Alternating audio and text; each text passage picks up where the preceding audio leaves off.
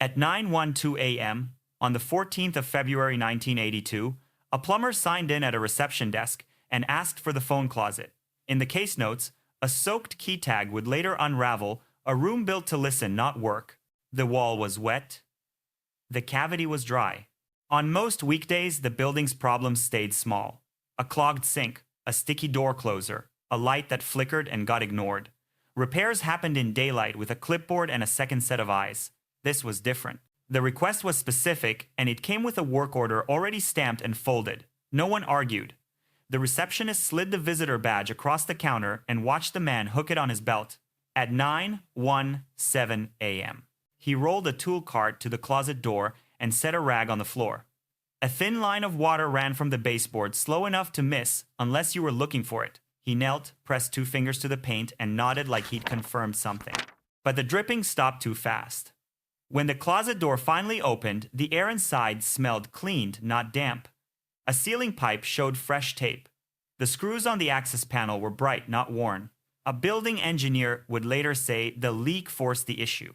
That was the point. Someone had created an excuse to open the wall without questions. Now they needed to prove who. In Arlington, on the 14th of February 1982, a maintenance call pulled a plumber into a mid-rise office lobby. In the case notes, a soaked key tag would later unravel a room built to listen, not work. The ceiling stain wasn't the strangest part. On Sundays, the building ran on a skeleton rhythm. A guard at the desk, a quiet elevator. A short list of approved repairs that didn't require a supervisor to show up and ask why. That routine is what made the log entry matter. At 9:12 a.m., the visitor signed in and asked for the phone closet. Not the leak, not the ceiling, the closet. The receptionist slid a badge across the counter and watched him clip it to his belt. No small talk, no wandering. He moved like he already knew the door. At 9:17 a.m., he rolled a tool cart down the corridor and set a rag at the baseboard. A thin line of water ran out slow enough to look accidental. He pressed 2 fingers to the paint and nodded as if the wall had told him what he needed. Then the dripping stopped too cleanly. When the closet door opened, the air inside smelled cleaned, not damp. A pipe wore fresh tape. The access panel screws were bright, not worn. A building engineer would later say the leak forced the issue. That was the point. Someone had created a reason to open the wall without questions. Now they needed to prove who. Most weeks, nobody remembered the utility closets at all. They were narrow painted, the same beige as the hallway, and labeled with abbreviations that meant nothing to tenants. Every Wednesday, the building engineer did a quick walkthrough with a keyring that looked like every other keyring in the city. The system depended on people not caring. A tenant called down. A guard logged it. A work order got printed, folded, and slipped into a cardboard sleeve. The sleeve rode in a back pocket until it reached the right door. The soaked key tag from Sunday wasn't special at first. It was the kind used on spare sets, the kind that bled ink when it got wet. It should have been tossed and replaced. Instead, it dried on a radiator in the maintenance shop, stuck to itself, and left a stain that made the tag hard to read. That small defect changed the way the crew handled it. They stopped using the tag for general calls. They kept it on the ring for the phone closet as if the closet had its own rules. No one announced that decision. It just happened because routines form around inconvenience. The phone closet had a cover story that sounded boring on purpose. Record storage, telecom junction, building lines. Tenants heard it and looked away. Even the guard stopped asking after the first month because the answer never changed and the door always ended up locked again. Once a week, a contractor team showed up for line checks. Same uniforms, same mop bucket, same habit of arriving with clean gloves. They never carried visible wiring, never left trash, never asked for help finding anything. The engineer noticed it only because their paperwork didn't match the building's paperwork. His work orders were smudged from tool belts and pencil marks. The contractor orders were crisp with a stamp that never got oily. The ink didn't run when it should have. There was also the timing. The contractor visits landed on the quiet days, when fewer people were around to complain about noise. When the lobby was busy, they stayed away. When the building was empty, they appeared, did their checks, and disappeared again. A janitor became the first reliable witness without trying to be one.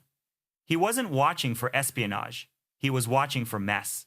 He said the contractor crew never dragged hoses, never tracked mud, and never left damp footprints except on the day of the leak when someone wanted the floor to look worked on. He described one detail that didn't fit the normal repair rhythm.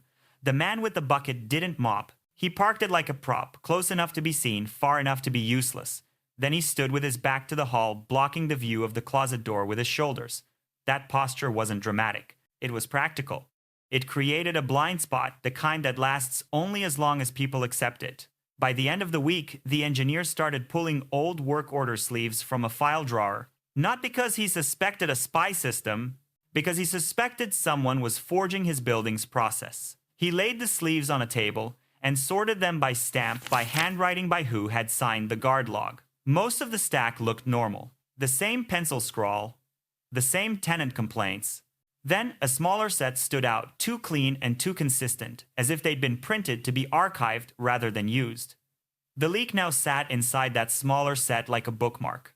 And once you see a bookmark, you start asking what chapter it marks. Every Wednesday, the engineer logged the same 3 doors: boiler room, electrical panel, phone, closet.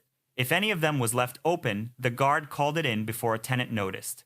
He started with the sleeves on his table. He noticed the numbers. His work orders ran in a rough sequence, skipping only when the printer jammed. The line check orders didn't skip. They repeated. The stamp on those orders wasn't a company mark. It was a machine mark, a faint row of dots at the bottom edge, the kind that comes from one office copier in one location. He flipped the sleeves over and found the same pattern on each one. That narrowed the "who filed it" question to a smaller room, not a spy agency. A copier. He walked to the leasing office and watched the copier wake up with a whine.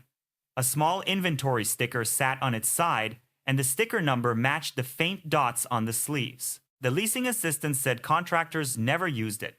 She didn't argue. She just slid a basket of blank work order sleeves off the counter and into a drawer. The building had only one other copier with that model, the security desk. The guard swore he never copied anything for contractors. He didn't add a speech. He just showed his hands, empty palms up, then went back to his logbook. The pen was chained to the desk. The copier wasn't. The engineer asked to see the sign-in sheets from the quiet days. The handwriting was consistent, like someone practicing consistency. But the visitor badges weren't. On the paper sheet, the plumber from Sunday had one name. In the badge system, the same badge number belonged to a different visitor the week before. The number should have been recycled. It wasn't. It was being held. He asked the guard for the plastic badge sleeve. The sleeve had a new hole punched in the corner as if it had been re-tagged for a different lanyard. There was also a strip of clear tape on the back, the kind used to keep a cracked card from splitting. Someone had handled it like equipment, not a disposable pass. He pulled the electronic access report for the service corridor. It was thin, the kind of report nobody reads unless something breaks. One entry jumped off the page because it broke the routine. At 6:48 p.m., on a Tuesday, a visitor badge opened the stairwell door that bypassed the lobby desk. The camera nearest that door had been down for maintenance for 2 days. The work order for the camera used the same dotted copier mark. The maintenance binder had a tab for camera repairs, and the pocket behind it was empty. Now, the leak looked less like damage and more like choreography. A drip creates permission. A broken camera creates cover. Together, they create time. And time is what listening gear needs. The engineer did not call police. He called the property manager and asked for one favor: don't warn the contractor crew. The manager paused, then agreed and asked only one question: would this become a tenant complaint? The next day, on their usual Wednesday window, he walked the corridor early with a flashlight and the soaked key tag on his ring. The tag stuck to his knuckle where the ink had bled. He kept rubbing it like friction could make the label readable again. The phone closet door was shut, but the latch felt warm as if it had been touched recently. No mop bucket waited in the hall. No line check clipboard appeared. Then a guard's radio cracked once, low and quick. Someone had been seen entering from the loading dock, not the front. The guard didn't sound alarmed. He sounded busy. The engineer took 2 steps back and watched the drip line on the baseboard. It wasn't running. But the paint was still swollen in the same place, holding yesterday's shape. A minute later, a badge beep sounded from the stairwell end of the hall. Not loud, just enough to confirm a door had opened. He couldn't see who did it from where he stood. He could see what they avoided: the lobby, the sign-in desk, the questions. He wrote the time down on the back of a sleeve and circled the badge number. The badge log now showed a second path into the closet, one that never touched the lobby. Who was using that path? Every Wednesday, the contractor crew hit the same doors and left before the afternoon rush.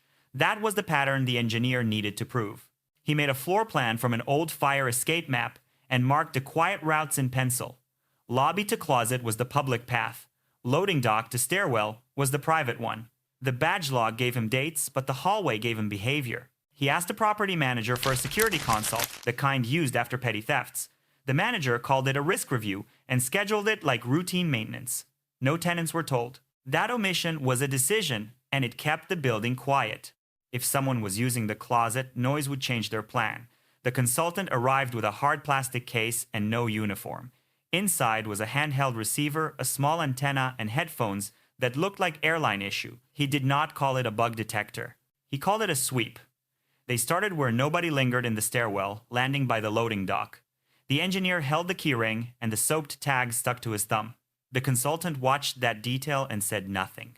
On the map, the contractor visits clustered in one narrow window each week.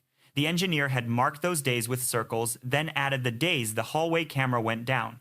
The circles lined up. So did the copier dots on the work orders. Routine had turned into scheduling. That closed the question of whether it was random. Then the routine broke. On the next week's check, the soaked key tag was missing from the hook in the maintenance shop. No one admitted moving it. The ring still had the same keys, but the one labeled for the phone closet had been swapped. The label was clean, like it came from a fresh roll. Someone had touched their process, and they had done it quietly. The engineer wrote that change into his notes and kept walking the corridor. He did not confront the guard. He watched for who looked away at the right moments. Looking away was not dramatic, it was professional. A glance at a radio, a pause before answering a step that blocked a sightline. They ran the first sweep during business hours when normal noise would hide the act. The consultant stood in the hall with headphones on and the receiver down by his waist. If a tenant walked by, it looked like a radio check.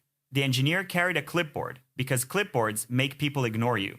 They paused at each door and listened for the receiver to react. Most of the time, it stayed flat.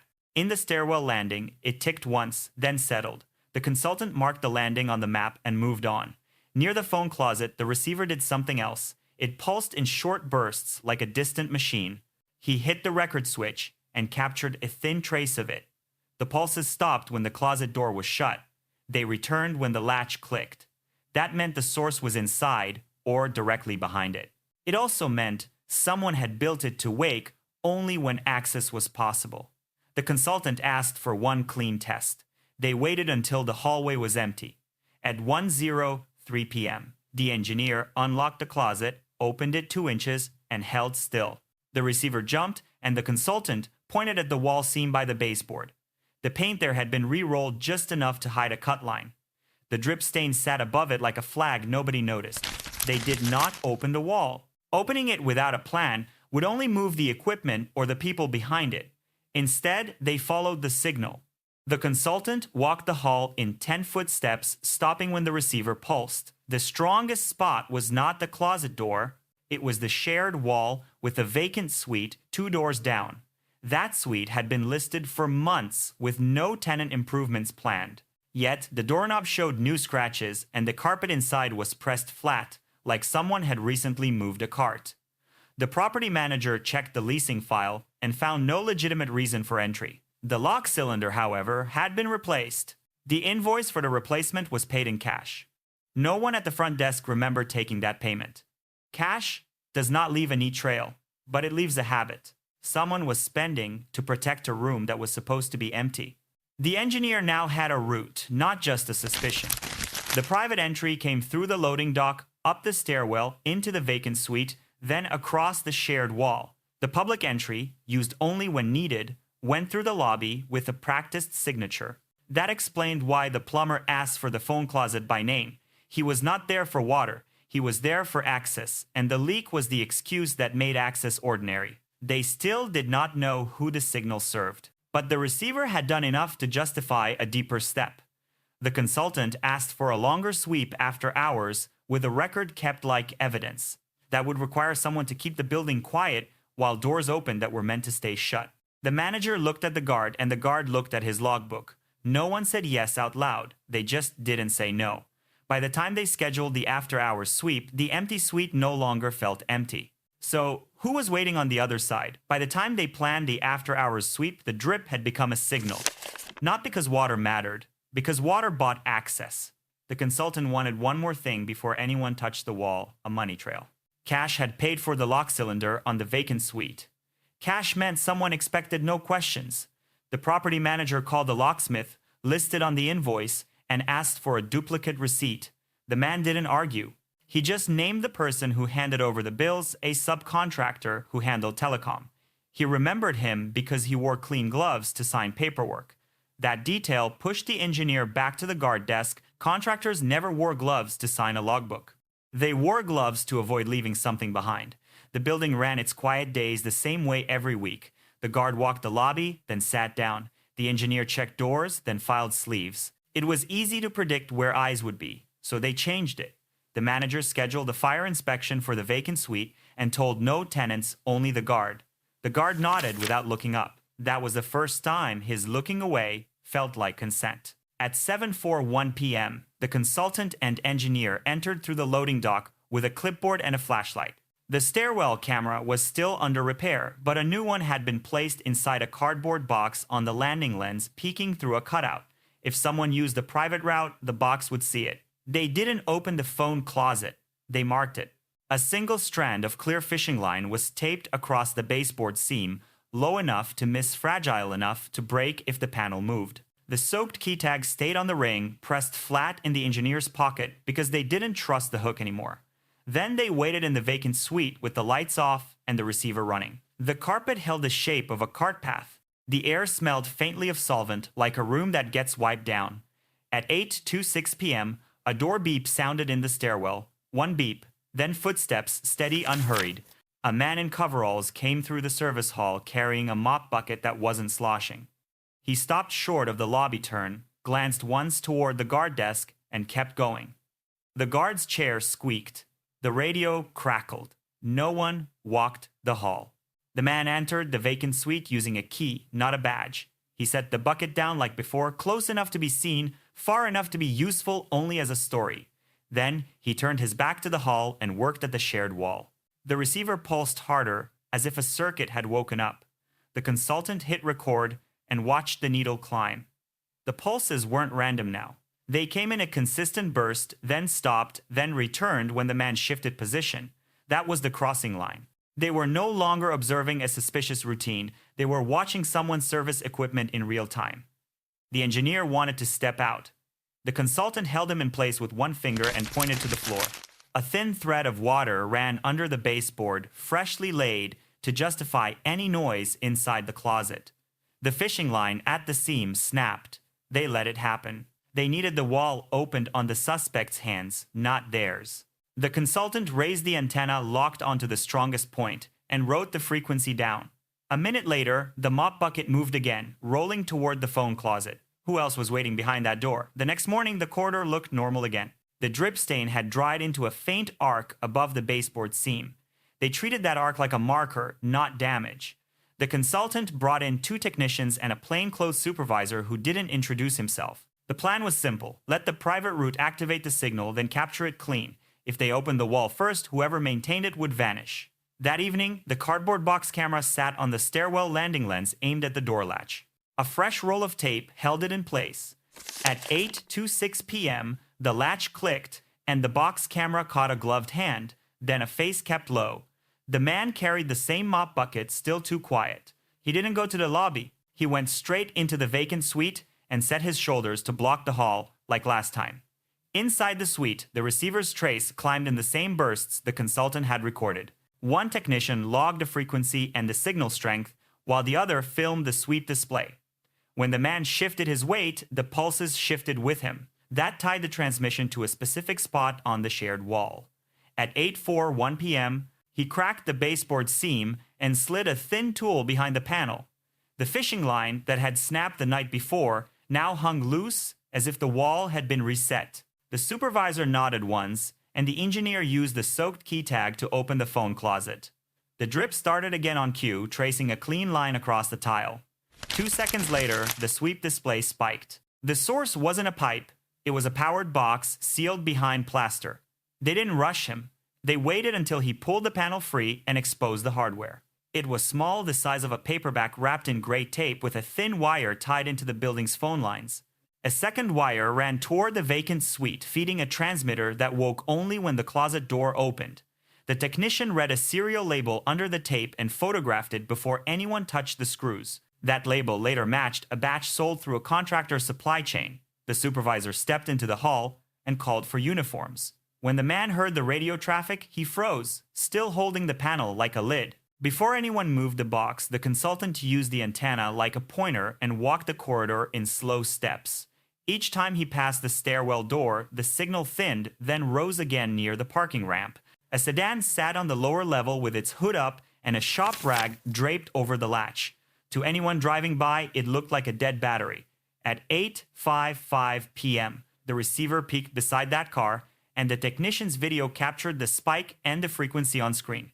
A man in a windbreaker sat in the driver's seat with headphones on, pretending not to see the sweep. When uniforms approached, he reached for the glove box, then stopped when a flashlight hit his hands. Inside was a small cassette recorder wired to a compact radio, both tuned to the same burst pattern from the wall. Back upstairs, the supervisor compared the parking deck time to the badge log and found the guard had marked himself on patrol during every contractor window. The looking away wasn't habit anymore. It was a service. The soaked key tag came back into evidence in a clear bag ink blurred metal ring rusting at the edge. It linked the leak day, the closet door, and the transmitter panel in one ordinary piece of plastic no one would notice. Later bank records showed regular cash deposits into the subcontractor's account, always spaced the same way. The locksmith invoice was the smallest of them. The leak had opened the door, but the sweep proved what the door protected. They now had the device, the route, and the hands that serviced it. They could seize the box, but not the months it had already stolen from them. Who stayed quiet the whole time, and why? The building didn't get a dramatic lockdown. It got procedures. Over the next 8 months, the changes arrived as laminated signs and new locks. The service corridor door that used to click open with a recycled visitor badge now required an employee card and a second check from the desk. The stairwell camera was replaced twice, then bolted into a metal cage. The leasing copier went behind the counter. Tenants noticed the inconvenience before they noticed the reason. Deliveries took longer. Contractors were escorted. The phone closet stayed shut unless the engineer and a supervisor were both present, standing close enough to see each other's hands. The guard didn't return to his chair. Records show he was reassigned and quietly removed from the schedule. His logbook stayed in a file cabinet for weeks, treated like evidence, and then like an embarrassment. People stopped joking with the next guard. They started watching the radio instead. The subcontractor's company name disappeared from the approved vendor list in a single afternoon. The locksmith who took cash stopped doing small favors for building managers. None of that required a courtroom. It was just risk management finding its spine. The courtroom part came later. In late 1983, the decisive pieces weren't the rumors or the suspicions. They were the recorded sweep trace, the serial label under tape, the badge log that proved a private entry route, and the parking deck receiver tuned to the same burst pattern. The story held because it could be replayed on a table signal access device receiver. The engineer was asked to explain simple things: why a clean glove mattered, why a work order sleeve looked too crisp, why a mop bucket that didn't slosh was still a detail worth writing down. He didn't argue with anyone about espionage. He just described routines and where they broke. Afterward, the vacant suite stayed vacant for a long time. New carpet went in, fresh paint covered the baseboard seam, but the room carried a reputation that didn't show up on a lease. Prospective tenants would stand at the doorway, look around, and ask about security without saying what they meant. In the maintenance shop, the key ring was replaced too. The old one sat in a clear bag with the soaked key tag still attached, ink blurred into a dark bruise. It was a cheap piece of plastic that never should have mattered. It mattered because it showed how small permissions get reused. The paperwork called it a security incident. The drip stain stayed on the baseboard for months. What did that drip buy exactly?